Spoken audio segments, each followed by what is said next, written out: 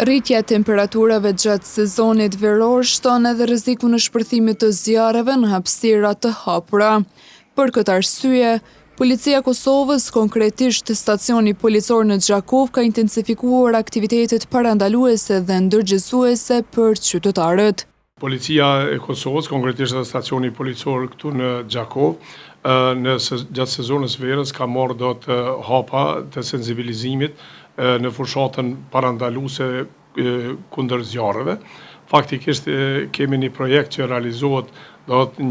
një ambient i sigurt pas zjarre, ku policët e sektorit dhe patrullos do të janë në takime të ndryshme me qytetarë, me bujq, në për fshatra, në për zona do të ku mund të ketë zjarre fushore, në mënyrë që të sensibilizohen opinioni dhe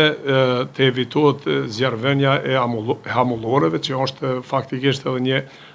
praktik, po thoj se ndoshta e bujqve, të cilët ndoshta të desht me bani djegje një të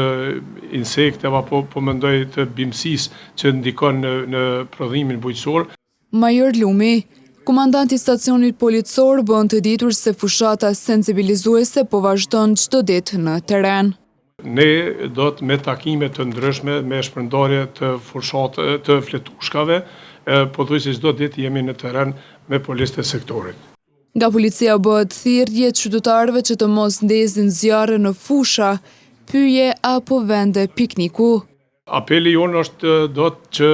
mos të ndezin zjarre edhe në për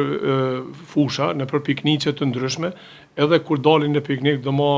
të sigurohen që ambientin e kanë lënë ashtu si që kanë gjetë, dhe po ashtu apeli tjetër që është nëse eventualisht hasin në ndonjë zjarr fillestar të raportohet sa më shpejt që është e mundur në policia apo të zjarr fiksit, në mënyrë që nëse zom zjarrin në hapat e para atëherë mund ta lokalizojmë. Ndërsa nëse zjarri merr për masa të mëdha, është vështirë për zjarr fiksit dhe paraqet probleme edhe për popullatën dhe policinë. Autoritetet theksojnë se parandalimi i zjarreve mbetet përgjegjësi e përbashkët, përmes bashkëpunimit të qytetarëve me institucionet dhe respektimit të masave parandaluese, mund të shmangen pasojat që zjarret shkaktojnë në mjedis, pronë dhe jetë njerëzish.